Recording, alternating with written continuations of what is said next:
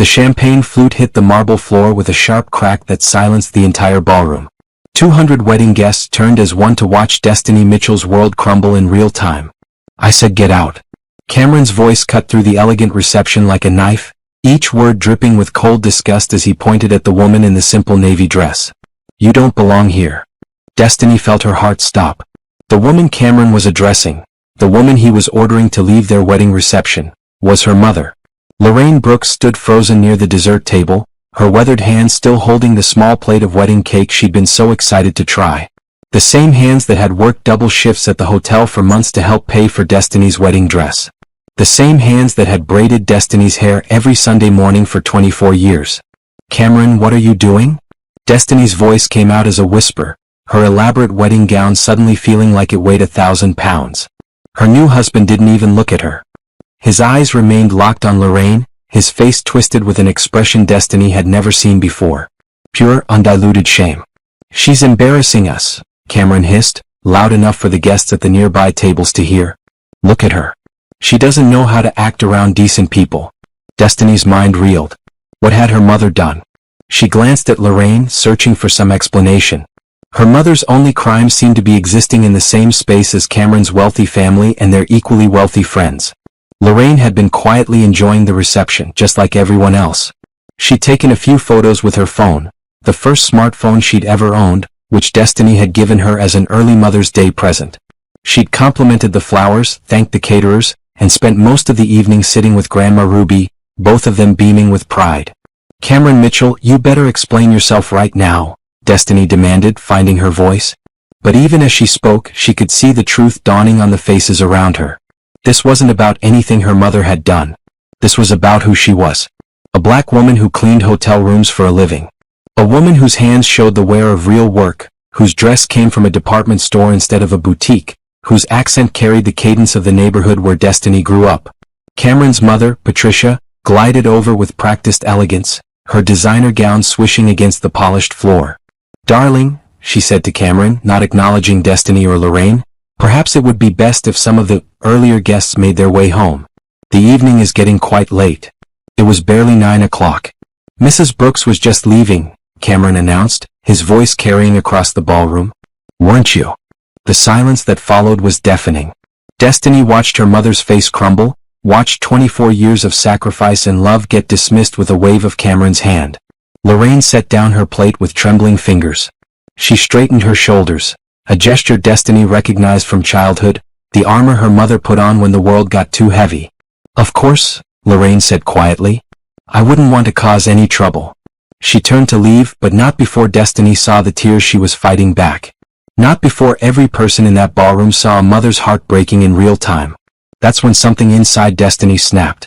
The perfect wedding she'd dreamed of since she was 5 years old, the fairy tale ending she'd been planning for 2 years, the man she thought she knew better than herself, all of it crumbled like the champagne flute still sparkling in pieces on the floor. But unlike that glass, Destiny wasn't going to stay broken. Destiny's wedding dress rustled as she stepped forward, the sound abnormally loud in the stunned silence of the ballroom. Every eye was on her, waiting to see what the bride would do. Would she choose her new husband or her humiliated mother? "Mama, wait." Destiny's voice carried clearly across the marble floor. Lorraine paused at the ballroom entrance, her back still straight despite the tremor in her shoulders. She didn't turn around. Destiny felt the weight of 200 stares, the pressure of expectations, the crushing reality of the choice before her. This was supposed to be the happiest day of her life. The culmination of 2 years of planning, saving, dreaming. She'd met Cameron at the hospital where she was completing her nursing clinical rotations. He'd been there visiting a colleague who'd had surgery, looking polished and successful in his tailored suit. When he'd asked her out, she thought it was too good to be true. A man like him, educated, ambitious, from a good family, wanting to be with a girl from the projects whose mother cleaned other people's bathrooms. Destiny. Cameron's voice was low, meant only for her. "Don't make this harder than it needs to be. She'll be fine. This is our day. Our day." The words tasted bitter now. She remembered the conversation they'd had 3 months ago when Cameron first suggested they have 2 receptions. A small, casual one for her family and friends and a larger, more formal one for his side. She pushed back then, insisting that everyone she loved should be able to celebrate together. He'd reluctantly agreed, but she could see now that he'd been planning this all along. The humiliation. The separation. The elimination of the parts of her life that didn't fit his image. Destiny, honey? Patricia Mitchell's voice was honey over glass, sweet on the surface but ready to cut. Your mother has had a lovely evening. Perhaps it's time for the younger crowd to take over. Younger crowd. As if age was the issue and not class. Not race. Not the simple fact that Lorraine Brooks didn't belong in their world of trust funds and country clubs. Destiny looked at her mother's back, still frozen in the doorway. She thought about all the nights Lorraine had worked late so Destiny could focus on her studies instead of taking a part-time job. The times her mother had gone without so Destiny could have school supplies, graduation fees, nursing school textbooks. She thought about the morning she'd been accepted to nursing school, how Lorraine had cried with joy and immediately started planning how they'd make the tuition work. How proud her mother had been when Destiny got engaged, talking about her daughter, marrying up, and how all those years of sacrifice had been worth it. She raised me, Destiny said finally, her voice cutting through the whispered conversations that had started up around the room. Everything good about me came from that woman you just disrespected. Cameron's face flushed. Destiny, people are watching. Can we please discuss this later? No. The word came out stronger than she felt. We'll discuss this now. In front of everyone who just witnessed you humiliate my mother. She could see Cameron's friends exchanging glances, some looking uncomfortable, others seeming entertained by the drama. His groomsmen shifted awkwardly in their tuxedos, probably grateful it wasn't their wedding falling apart. I was trying to save us both some embarrassment, Cameron said through clenched teeth. Your mother doesn't understand how to behave in this kind of setting. What kind of setting? At her daughter's wedding? At a formal event with important people. Important people. The words hit like a slap. Destiny's grandmother, her brother Jamal who'd saved up for months to buy his first suit for this day, her best friend Simone who'd flown in from Atlanta. None of them were important enough for Cameron's standards. Simone appeared at Destiny's elbow, her maid of honor dressed the same dusty rose as the roses in Destiny's bouquet. "Do you okay?" The simple question, asked with genuine concern, was almost Destiny's undoing. She wasn't okay. She was the furthest thing from okay. She was standing in the wreckage of every dream she'd ever had, wearing a dress that cost more than her mother made in 3 months, surrounded by people who just watched the man she loved treat her family like trash. "I need a minute," Destiny whispered. But even as she said it, she knew a minute wouldn't be enough. She needed time to think, to process, to figure out how the man who'd whispered, "I love everything about you," in her ear just hours ago could stand here now and act like everything about her background was something to be ashamed of.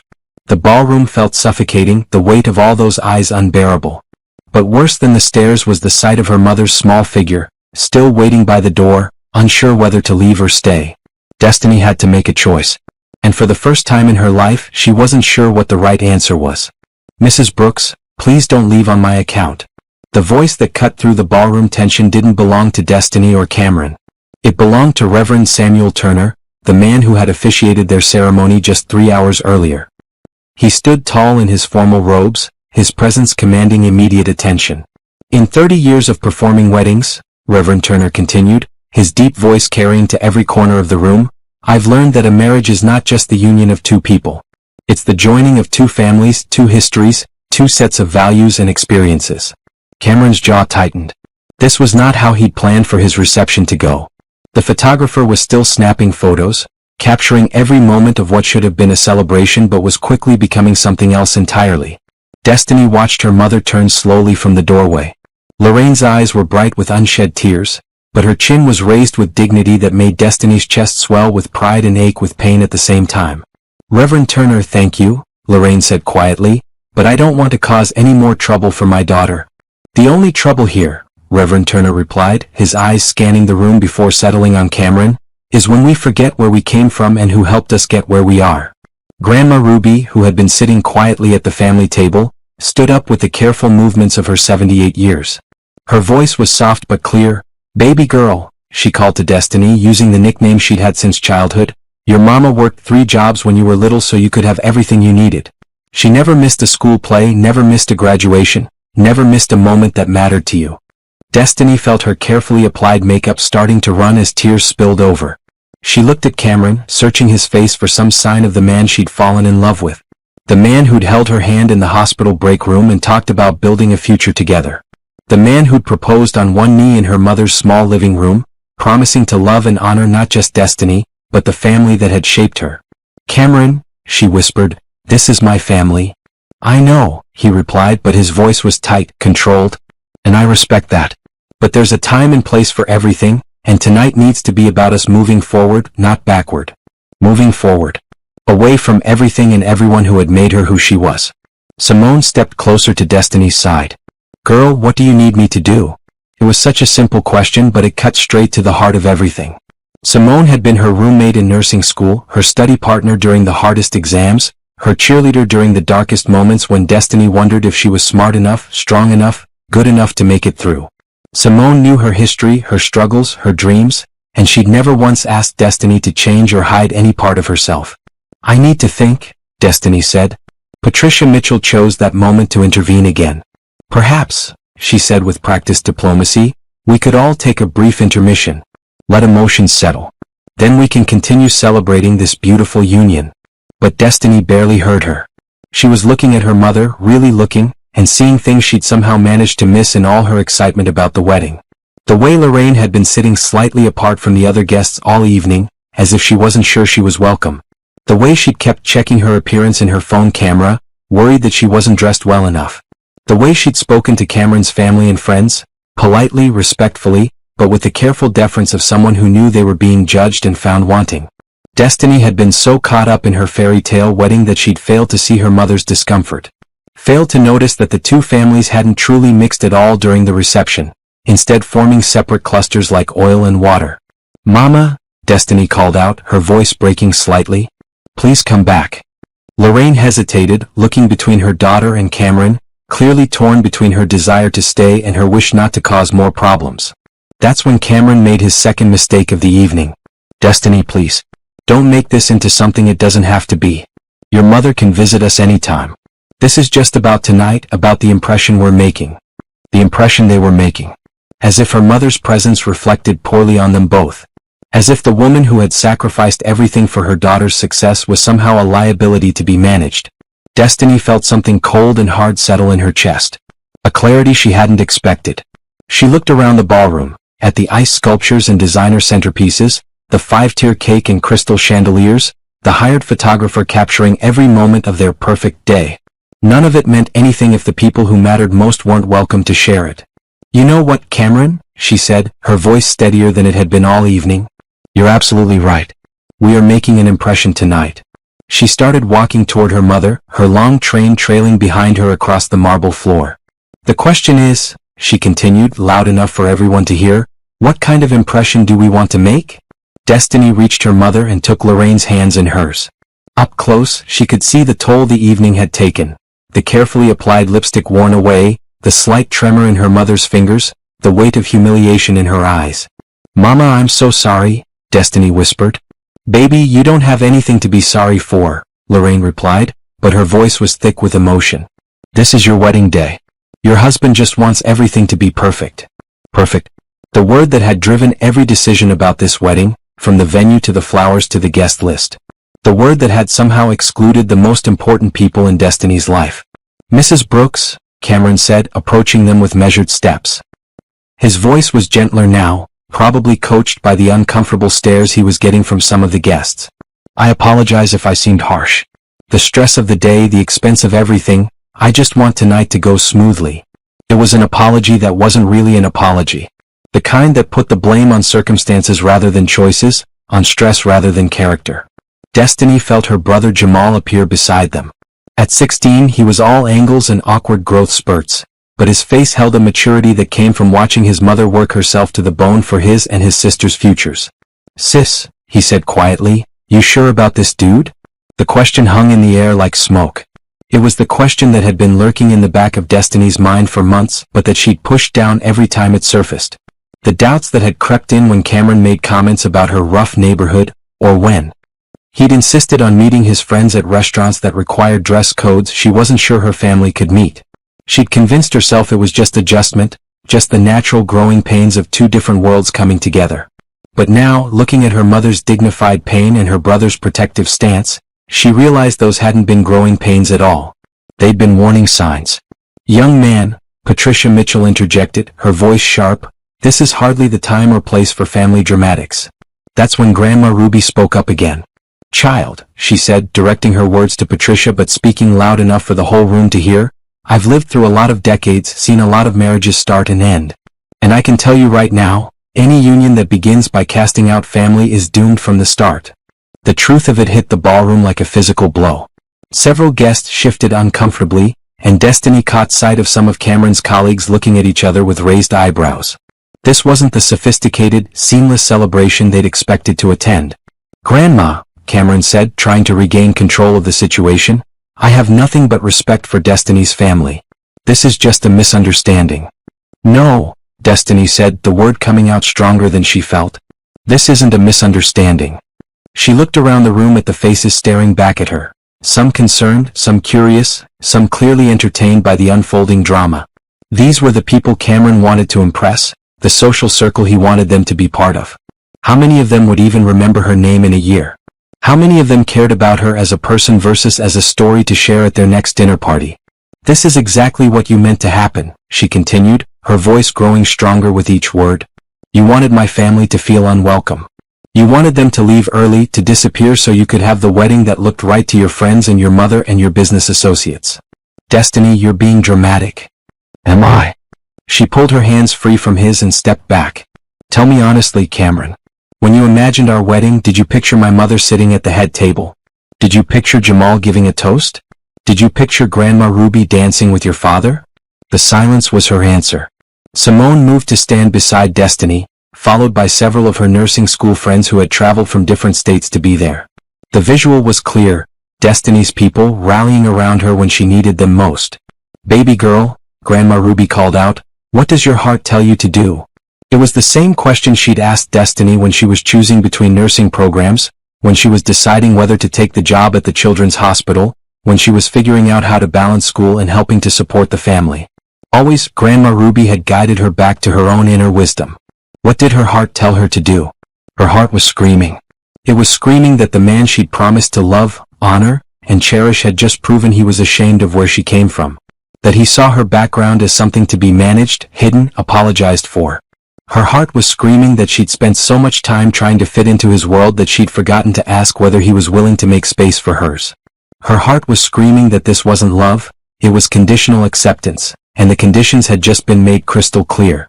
I know what I have to do, Destiny said, her voice carrying across the ballroom with surprising strength. She looked at Cameron one more time, searching for something.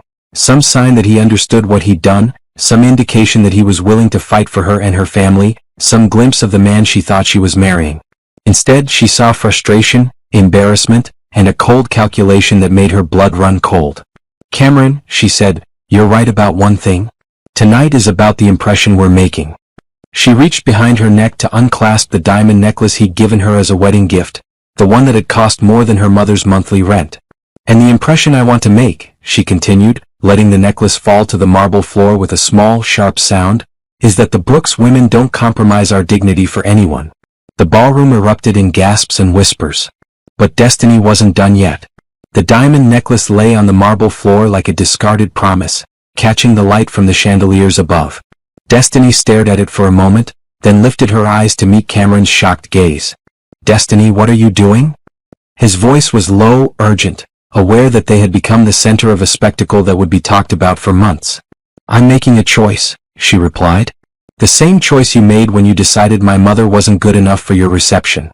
She turned to address the room, her wedding dress rustling around her like armor. 200 faces stared back at her, some horrified, some fascinated, some clearly pulling out their phones to capture the moment. Ladies and gentlemen, Destiny began, her voice projecting across the ballroom with the confidence she'd learned during her nursing presentations. I want to thank you all for coming to celebrate what was supposed to be the beginning of my marriage. Patricia Mitchell stepped forward, her face pale. Destiny, dear, perhaps we should all take a breath. No, Destiny cut her off gently but firmly. I've been taking a breath for months. I've been holding my breath, actually, trying to fit into a life that requires me to be ashamed of everything that made me who I am. She looked at her family gathered near the entrance. Her mother, grandmother, brother, and friends who had known her since childhood. Their faces showed concern, love, and something else. Recognition. They were seeing the Destiny they'd always known, the one who had been slowly disappearing over the past year. My mother, Destiny continued, gesturing toward Lorraine, worked 3 jobs to put me through nursing school. She cleaned hotel rooms, worked in a cafeteria, and took care of elderly patients overnight so I could focus on my studies without worrying about money. Some of the wedding guests looked uncomfortable, and used to such personal revelations at formal events. But Destiny didn't care about their comfort anymore. She never missed a parent-teacher conference, never missed a graduation, never missed a single moment that mattered to me.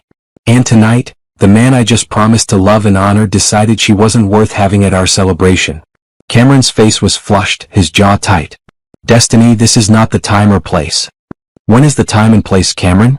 When will it be appropriate for me to love my family openly? When will you be proud to introduce your wife's mother instead of trying to hide her? The question hung in the air like a challenge. Around the room she could see people processing what they were witnessing. Some of Cameron's business associates were already checking their watches, probably calculating how quickly they could make polite exits.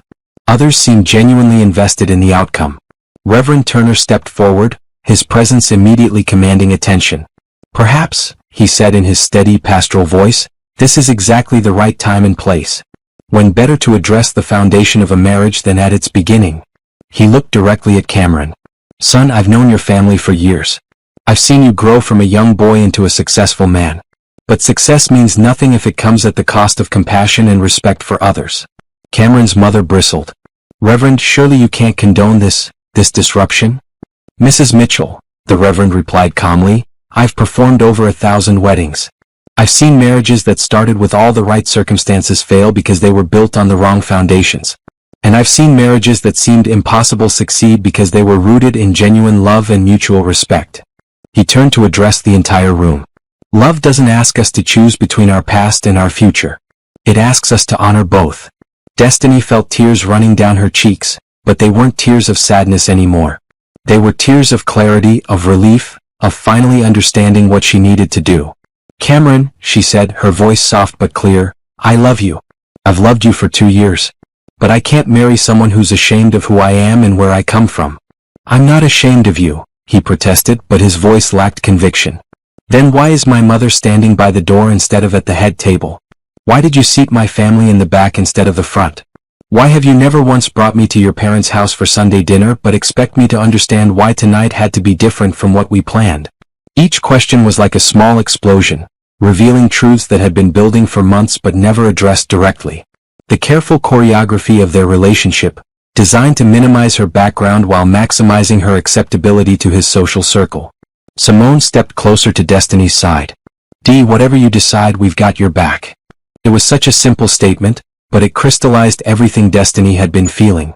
These people, her family, her real friends, had always had her back. They'd celebrated her successes without asking her to downplay her origins. They'd supported her dreams without requiring her to abandon her roots. I know you do, Destiny said, reaching for her best friend's hand. You always have. She looked back at Cameron one final time, giving him one last chance to fight for her, to say something that would indicate he understood what he was about to lose. Instead, he glanced around the room, calculating the social cost of the scene they were making, weighing his reputation against his love for her. That calculation, visible in his eyes for just a moment, told Destiny everything she needed to know. I can't do this, she said, her voice breaking slightly. I can't marry someone who would rather preserve his image than protect his wife's family. The gasps from the wedding guests were audible now, but Destiny barely heard them.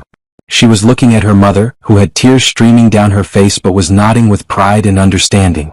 Destiny began walking toward her family, each step feeling lighter despite the heavy wedding dress and the weight of the decision she was making. Behind her, Cameron's voice called out, Destiny, don't do this. Don't throw away everything we've built together. She paused but didn't turn around. We didn't build this together, Cameron, she said.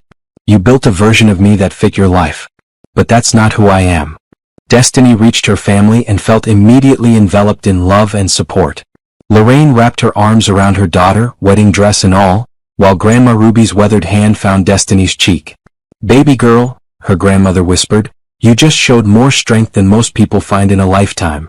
Behind them, the ballroom buzzed with shocked whispers and the sound of chairs scraping as some guests began to leave. But Destiny felt calmer than she had in months, as if she'd finally stopped holding her breath. Cameron approached them, his face a mixture of anger and desperation. Destiny, please. We can work this out. Don't let one misunderstanding ruin everything. It's not one misunderstanding, Jamal said, stepping protectively in front of his sister. Despite being only 16, he stood tall and spoke with conviction. It's who you are, man. You showed us exactly who you are. Young man, you need to stay out of adult business, Patricia Mitchell snapped, but Jamal didn't flinch. Nah, Mrs. Mitchell. This became my business the minute you and your son decided my family wasn't good enough for your party. Destiny felt a surge of pride watching her little brother stand up for their family. She remembered when he was born how she'd helped her mother take care of him, how they'd all worked together to make sure he had opportunities they'd never had. The idea that Cameron saw this boy, smart, kind, protective, as something to be ashamed of made her stomach turn. Reverend Turner cleared his throat. Perhaps, he suggested, we should move this conversation somewhere more private. No, Destiny said firmly. We're not hiding anymore. Everything that needs to be said can be said right here. She turned to face Cameron fully. You want to know what's embarrassing?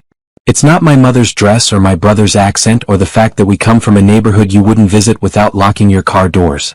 What's embarrassing is that I almost married someone who wanted me to pretend none of them exist. That's not what I wanted, Cameron protested. Then what did you want? Explain to me how asking my mother to leave our wedding reception was about anything other than your embarrassment. Cameron looked around the room, acutely aware of the audience they had. Some of his business colleagues were watching with fascination, probably already composing the stories they'd tell at future networking events. His groomsmen looked uncomfortable, unsure whether to support their friend or distance themselves from the situation. I wanted our wedding to be special, he said finally. I wanted everything to be perfect. Perfect for who? Destiny asked. Not for me. Not for my family. Perfect for your image. Simone stepped forward. Cameron, let me ask you something. When you proposed to Destiny, did you propose to her or to some version of her that you thought you could create? The question hit like an arrow. Cameron's face flushed deeper and for a moment he looked lost for words. I love Destiny, he said finally. But do you love her family? Grandma Ruby asked, her voice carrying the weight of decades of wisdom. Because when you marry someone, child, you marry their history, their people, their roots. You don't get to pick and choose which parts to keep. Patricia Mitchell chose that moment to attempt damage control. Mrs. She paused, clearly having forgotten Grandma Ruby's name. This has all gotten out of hand. Perhaps if we all just take a moment to calm down. Mrs. Ruby Brooks, Grandma Ruby said firmly. And I'm plenty calm. Been calm through worse than this. She stood up slowly, her small frame commanding attention through sheer presence. Mrs. Mitchell, let me tell you something about calm. I was calm when they wouldn't let my granddaughter's mother eat at certain restaurants. I was calm when they followed her around stores assuming she was going to steal something. I was calm when teachers told me my grandchildren weren't college material because of where they lived. The ballroom had gone completely silent. I was calm through all of that because I knew my granddaughter was going to rise above it. I knew she was going to become something special. What I didn't know was that when she got to the top, someone would ask her to forget the people who helped her climb. Destiny felt tears streaming down her face as she listened to her grandmother speak truths she'd never heard before. The quiet dignity with which her family had faced discrimination, the way they'd shielded her from the worst of it while still preparing her for the reality of the world she'd have to navigate. Grandma, she whispered. Baby girl, you were raised better than this. We all were. We don't bend ourselves into shapes to make other people comfortable. We stand tall, we stand together, and we stand proud. Cameron looked around the room desperately, perhaps realizing for the first time that he was losing not just a bride but a family, a network of people who loved unconditionally and supported without reservation. Destiny, please. We can fix this. I can fix this. But even as he said it, Destiny could see that he still didn't understand. He thought this was a problem to be solved, a PR crisis to be managed, rather than a fundamental incompatibility in values and character. Some things can't be fixed, Cameron, she said gently. Some things reveal who we really are. She began walking toward the ballroom exit, her family surrounding her like a protective shield. As they moved, something unexpected happened. Several of the wedding guests began to applaud. It started with one person, then spread to others. Not all of them. Some of Cameron's circle looked on in shock or disapproval, but enough to create a sound that echoed off the marble walls. They were applauding her courage, her choice, her refusal to compromise her family's dignity for the sake of a marriage built on shame.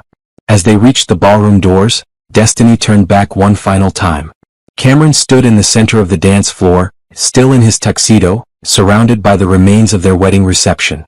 The ice sculptures, the expensive flowers, the crystal glasses, all of it still beautiful, still perfect. Still empty. "Goodbye, Cameron," she said. And for the first time all evening, she meant it as a gift rather than a punishment. The hotel lobby felt like a sanctuary compared to the suffocating atmosphere of the ballroom. Destiny's wedding party gathered around her in the marble and gold space, their formal attire contrasting sharply with the raw emotion of the moment. "Dee, what do you need right now?" Simone asked, always practical in a crisis. Destiny looked down at her elaborate wedding gown, layers of silk and lace that had taken 3 fittings to perfect. "I need to get out of this dress," she said with a shaky laugh. "I feel like I'm wearing a costume." "Room 1247, Lorraine said quietly, pulling a key card from her small purse. "I got us a room for tonight, just in case we needed somewhere to change before heading home." Just in case. Her mother had planned for the possibility of disaster even on what was supposed to be the happiest day of Destiny's life. The thoughtfulness of it, the protective instinct, made Destiny's heart ache. As they rode the elevator up, Destiny caught sight of herself in the mirrored walls. Her makeup was smudged, her carefully styled hair was coming loose, and her dress was wrinkled from all the embracing and movement. She looked like what she was, a bride who had walked away from her own wedding. "Do you regret it?" Jamal asked quietly as the elevator climbed. Destiny considered the question seriously. Did she regret it? She'd thrown away 2 years of planning, thousands of dollars in deposits, a relationship she'd thought was leading to her happily ever after. She'd humiliated herself in front of 200 people, ended her engagement in the most public way possible, and probably created enough gossip to fuel conversations for months. "No," she said, surprising herself with the certainty in her voice. "I regret that it took me this long to see who he really was." The hotel room was small but clean, with 2 double beds and a view of the city lights. Simone immediately began helping Destiny out of the complicated dress while Grandma Ruby settled into one of the chairs with a sigh of relief. "These old bones weren't made for standing that long," she said. "But Lord, baby girl, I'm proud of what you did down there." "I ruined my own wedding," Destiny said, stepping out of the dress and immediately feeling lighter. "You saved your own life," Lorraine corrected. "That man would have spent your whole marriage trying to change you, trying to make you smaller so he could feel bigger." Destiny pulled on the comfortable clothes Simone had brought, jeans and a soft sweater that felt like a hug after hours in formal wear. As she changed, she thought about the last few months of wedding planning, all the small compromises she'd made that hadn't seemed important at the time. Moving the ceremony to a country club instead of their home church because it looked better. Agreeing to a plated dinner instead of the family-style reception she'd wanted. Letting Cameron's mother choose most of the guest list. Allowing him to suggest that maybe some of her cousins and childhood friends shouldn't come because there wasn't enough room. Death by 1,000 small cuts, each one seeming reasonable in isolation but adding up to something that had slowly erased who she was. "You know what the hardest part is?" Destiny said, sitting on the bed. "I really did love him." "I know, baby," Lorraine said, sitting beside her. "Love isn't always enough. Sometimes the person we love isn't capable of loving all of us back." There was a knock on the door and they all froze. Through the peephole, Destiny could see Cameron standing in the hallway, still in his tuxedo but looking disheveled. "Destiny, please. We need to talk." She looked at her family, all of them ready to shield her if she needed it. But this was something she had to face. "Give me 5 minutes with him," she said. "Then I'll be ready to go home." She opened the door but didn't invite Cameron in. He looked exhausted, his perfect wedding appearance finally showing cracks. "I messed up," he said immediately. "I know I messed up. But we can fix this, Destiny. We can have another ceremony, do it differently this time." "Cameron, do you know why I fell in love with you?" The question seemed to surprise him. What? "I fell in love with you because when we first met, you asked me about my family. You wanted to know about my mother, my brother, where I grew up. You seemed genuinely interested in my story." "I was interested. I am interested." "No, you were interested in me despite my story. There's a difference." She leaned against the doorframe, suddenly feeling very tired. "You spent 2 years trying to separate me from everything that made me who I am. And tonight, you succeeded in showing me exactly how you see my family." "I don't want to lose you," he said, and she could hear genuine pain in his voice. "Then you should have thought about that before you decided my mother wasn't good enough for your party." Cameron was quiet for a long moment. Then he asked, "What would it take?" To fix this. The question revealed everything. He still thought this was a problem to be solved rather than a fundamental incompatibility. He was already strategizing, calculating what gestures might win her back. It would take you becoming a different person, Destiny said gently. And I wouldn't want you to do that any more than I want to change who I am. She started to close the door, then paused. Cameron, I hope you find someone who fits the life you want. But that person isn't me. Not anymore. As she closed the door, she heard him call her name one more time, but she didn't turn around. Inside the room, her family waited for her with quiet support, ready to take her home. Ready to go, baby girl? Grandma Ruby asked. Destiny looked around the hotel room, at the wedding dress hanging in the closet, at the comfortable clothes she now wore, at the faces of the people who had loved her unconditionally through everything. Yeah, she said. I'm ready to go home. But as they gathered their things, Destiny realized something important. She wasn't just going back to where she came from. She was moving forward, carrying all the strength and love her family had given her, toward a future that didn't require her to hide any part of who she was. The real journey was just beginning. Destiny woke up in her childhood bedroom for the first time in 2 years. The morning light filtered through the same curtains her mother had hung when she was 12, casting familiar shadows on walls covered with her old nursing school certificates and family photos. For a moment, in the space between sleep and waking, she forgot. Then reality crashed back. Yesterday had been her wedding day and she'd walked away. The sounds of breakfast preparation drifted from the kitchen. Bacon sizzling, coffee brewing, the familiar rhythm of her mother moving through morning routines. Destiny lay still for a moment, letting the normalcy of it wash over her. Her phone buzzed with notifications. Text messages, missed calls, voicemails. Word of what had happened at the wedding was spreading, and everyone wanted to know if the rumors were true. She ignored the phone and padded to the kitchen, where Lorraine was making enough breakfast for an army despite it being just the three of them now that Jamal had left for school. Morning, baby, her mother said without turning around. How'd you sleep? Better than I expected, Destiny admitted, surprised by the truth of it. Grandma Ruby was already at the kitchen table, dressed and ready for the day despite it being barely 7 a.m. That's because you finally stopped fighting yourself, she said, looking up from her coffee. Nothing more exhausting than pretending to be someone you're not. The doorbell rang before Destiny could respond. Through the front window, she could see Simone's rental car in the driveway. I brought reinforcements, Simone announced when Destiny opened the door. Behind her stood 3 other women from nursing school, all of whom had been at the wedding the night before. We figured you might need some support today, said Keisha, pulling Destiny into a hug. And we brought mimosas. It's 8 in the morning, Destiny laughed. It's 5 o'clock somewhere, replied Jasmine. Besides, yesterday called for emergency drinking. Today calls for celebration drinking. They settled around the kitchen table and Lorraine automatically began setting out more plates. Within minutes, the small space was filled with laughter, conversation, and the comfortable chaos of women who had known each other through the hardest parts of their lives. So, Simone said, raising her mimosa, to Destiny for having the biggest ovaries in that entire ballroom last night. To Destiny, the others echoed, and despite everything, Destiny felt herself smiling. I keep thinking I should feel worse, she admitted. I just canceled my wedding in front of 200 people. Shouldn't I be devastated? Honey, said Keisha, you didn't cancel your wedding. You canceled your mistake. Her phone rang then, Cameron's name appearing on the screen. The conversation at the table stopped as everyone looked at her. Answer it, Grandma Ruby said. Hear what he has to say. Then you'll know for sure. Destiny accepted the call but didn't speak first. Destiny? Cameron's voice was hoarse, like he hadn't slept. Thank God. I've been calling all night. What do you want, Cameron? I want to fix this. I've been thinking all night and you're right. I handled things badly. But we can work through this, can't we? People have fights even on their wedding day. It doesn't have to end everything.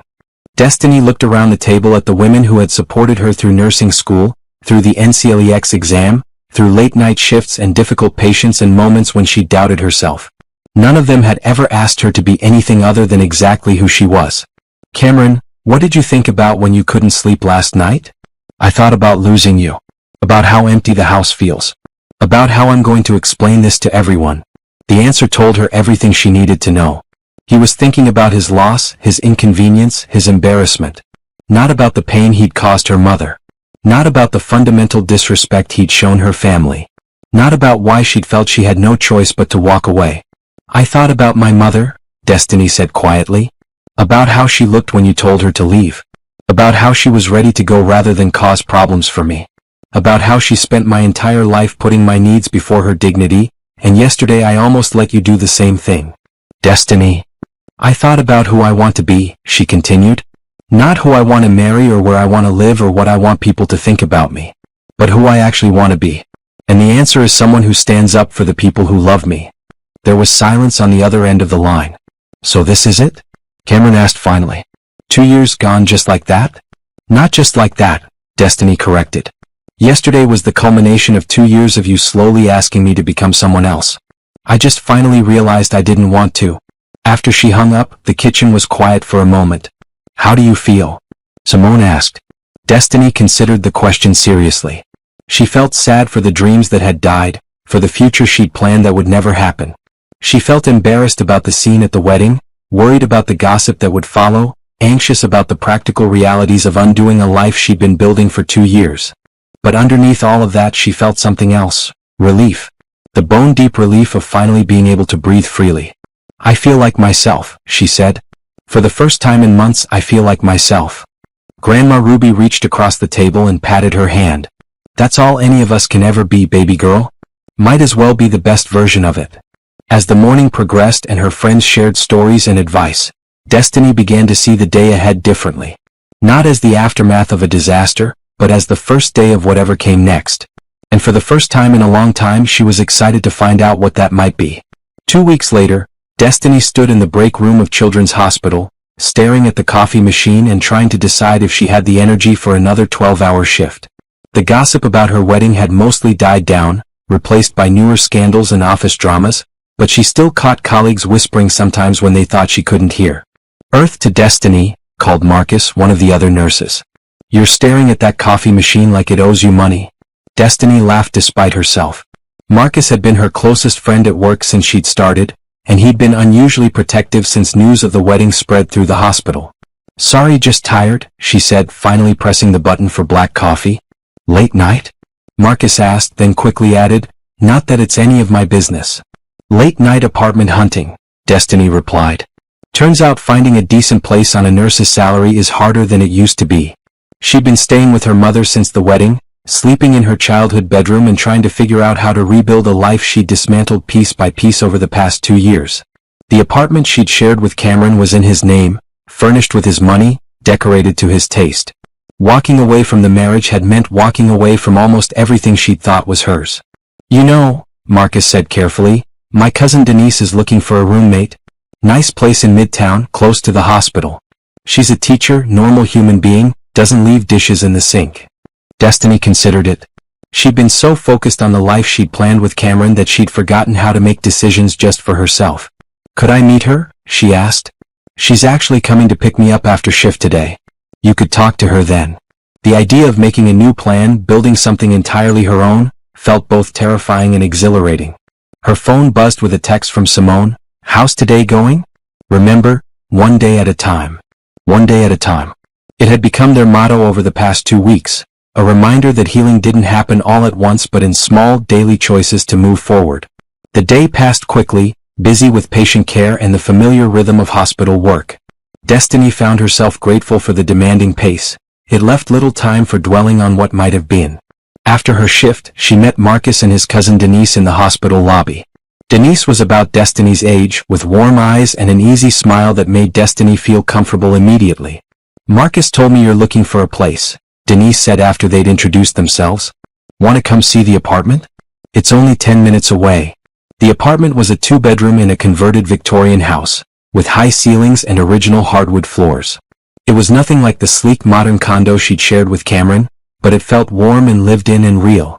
The rent includes utilities, Denise explained as they walked through. And there's a little garden in back where you can grow herbs if you want.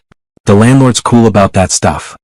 Destiny paused in what would be her bedroom, looking out the window at the tree-lined street below. She could picture herself here, reading in the morning light, having friends over for dinner, building a life that belonged entirely to her. I'll take it, she said, surprising herself with the quickness of the decision. Really? Denise grinned. That's great. When do you want to move in? As soon as possible. That evening, Destiny sat at her mother's kitchen table with a notebook, making lists of everything she needed to do. Find furniture, set up utilities, buy groceries for a kitchen that would be hers to manage. The practical details of independence that she'd forgotten during her years with Cameron. "You sure about this roommate situation?" Lorraine asked, setting down a cup of tea. "I'm sure," Destiny said. "It feels right. And it's time for me to have my own space again." Lorraine nodded, but Destiny could see the worry in her eyes. "I just want you to be okay, baby." "I am okay," Destiny realized as she said it. "I mean, I'm sad about how things ended and I'm scared about starting over. But I'm okay. Better than okay, actually." Her mother sat down across from her. "You know, I've been thinking about what happened at the wedding." Destiny looked up from her lists. They hadn't talked much about the details of that night, both of them still processing the emotions of it. "I keep thinking about how proud I felt," Lorraine continued. "Not about the drama or the scene, but about watching you choose yourself. Choose us. I raised you to stand up for what's right, but I was never sure if those lessons would stick when it really mattered." "Mama?" "Let me finish," Lorraine said gently. "I spent so many years worrying that I wasn't giving you enough. That you deserved better than what I could provide, that you might be ashamed of where you came from when you got to college, got your degree, started mixing with different kinds of people." Destiny felt tears prickling her eyes. "I was never ashamed. I know that now. But watching you that night, seeing you choose to walk away from everything you thought you wanted rather than let anyone disrespect your family, that was when I knew for sure that everything we went through, all the struggles and sacrifices, were worth it. Because they made you into someone strong enough to choose love over fear." They sat in comfortable silence for a moment, the weight of the past 2 weeks settling between them. "I'm proud of you, baby girl," Lorraine said finally. "I'm proud of us," Destiny replied, reaching across the table to take her mother's hand. Later that night, as she packed her few belongings into boxes, Destiny felt something she hadn't experienced in months: excitement about the future. Not the future she'd planned with someone else, but the future she was creating for herself. Her phone rang and she saw Grandma Ruby's name on the screen. "How you doing tonight, baby girl?" her grandmother asked. "Good," Destiny said, and meant it. "Really good. That's what I wanted to hear. You know what tomorrow is?" Destiny thought for a moment. "Tuesday." "Tomorrow is the first day of the rest of your life," Grandma Ruby said. "And honey, I have a feeling it's going to be beautiful." 6 months later, Destiny stood in front of the bathroom mirror in her apartment, adjusting the name tag on her scrubs. The reflection looking back at her was familiar but changed, stronger somehow, more settled in her own skin. Today was special. Today she was starting her new position as a charge nurse in the children's cancer ward, a promotion she'd been working toward for years. The irony wasn't lost on her that the biggest professional opportunity of her life had come in the wake of what had felt like her biggest personal failure. "You ready for this?" Denise called from the kitchen, where she was making her usual morning smoothie. "I think so," Destiny replied, coming out to grab her coffee and lunch. Living with Denise had been one of the best decisions she'd made in the reconstruction of her life. They'd become genuine friends, not just roommates, supporting each other through work stress and dating adventures and the general chaos of their late 20s. "You've got this," Denise said confidently. "Those kids are lucky to have you." The commute to the hospital took Destiny through downtown, past the hotel where her wedding reception had been held 6 months earlier. She'd driven this route hundreds of times now, and the building no longer made her stomach clench with regret. Instead, she felt something closer to gratitude. That night had been painful, embarrassing, heartbreaking, but it had also been the catalyst for everything good that had happened since. At the hospital, Destiny's first stop was the break room where Marcus was already halfway through his first cup of coffee. "Look who's moving up in the world," he said with a grin. "Charge Nurse Destiny. Has a nice ring to it." "Don't start," she warned, but she was smiling. "I'm nervous enough as it is." "You should be confident, not nervous. You've been doing the job anyway for months. Now you'll just get paid for it." It was true. Destiny had been unofficially mentoring newer nurses, coordinating care plans, and advocating for patients since she'd started at the hospital. The promotion felt like recognition of work she'd already been doing, which made it even more meaningful. Her first patient of the day was Jamie, an 8-year-old boy who'd been in treatment for leukemia for 6 months. He was one of her favorites, resilient, funny, and completely unimpressed by the fact that he was fighting the battle of his life. "Nurse Destiny," he called out when she entered his room. "My mom said you got promoted. Does that mean you're the boss now?" "Something like that," Destiny laughed. "How are you feeling today?" Good enough to beat you at checkers again? Jamie said confidently. As they set up the checkers board, a ritual they developed during his long treatment days, Jamie's mother pulled Destiny aside. I wanted to thank you, Mrs. Rodriguez said quietly. Not just for taking care of Jamie but for taking care of all of us. You make this place feel less scary. It was comments like that that reminded Destiny why she'd chosen nursing in the first place. Not for the steady paycheck or the job security, but for the privilege of being present during the most difficult moments of people's lives and helping them find hope in the darkness. The morning flew by with the usual controlled chaos of a busy hospital ward. New admissions, medication schedules, worried families, difficult conversations. Destiny found herself moving naturally into the leadership role, coordinating between doctors and nurses, talking families through treatment plans, making decisions about staffing and care priorities. During her lunch break, she walked outside to the hospital garden, a small green space that had become her refuge during difficult days. She was surprised to find Reverend Turner there, sitting on one of the benches and reading. Reverend Turner, she said, genuinely pleased to see him. What brings you here? Hospital visits, he replied, closing his book. How are you doing, Destiny? I've been thinking about you since that night. Destiny sat down beside him. In the months since the wedding, she'd avoided thinking too much about the people who had witnessed her very public breakdown. But seeing Reverend Turner brought back memories of his quiet dignity that night, the way he'd stood up for her family when it mattered most. I'm doing well, she said. Better than I thought I would be. I'm glad to hear that. You showed tremendous courage that night. I showed tremendous drama that night, Destiny corrected with a laugh. I'm still embarrassed about making such a scene. Reverend Turner studied her for a moment. Let me ask you something. If you had it to do over again knowing what you know now, would you change anything? Destiny considered the question seriously. Would she change the public nature of the confrontation? The pain she'd caused Cameron, however much he deserved it? The gossip and whispers that had followed? No, she said finally. I wouldn't change anything. It needed to happen exactly the way it did. Then why be embarrassed about telling the truth? The question stayed with her as she went back to work, through the afternoon of patient care and family conferences and staff meetings.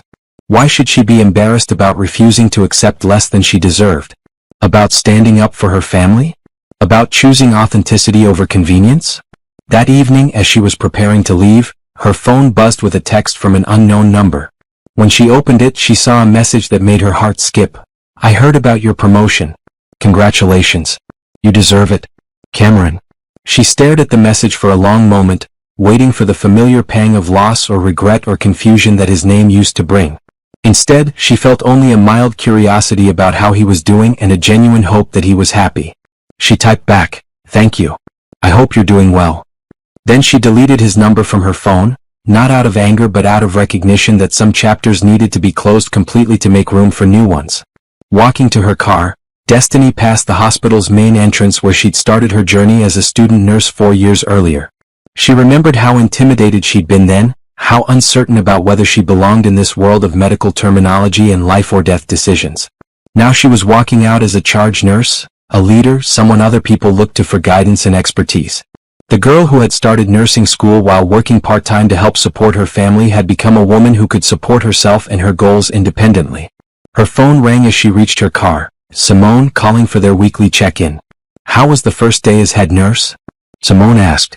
Charge nurse, Destiny corrected. And it was good. Really good. You sound different, Simone observed. Happy different.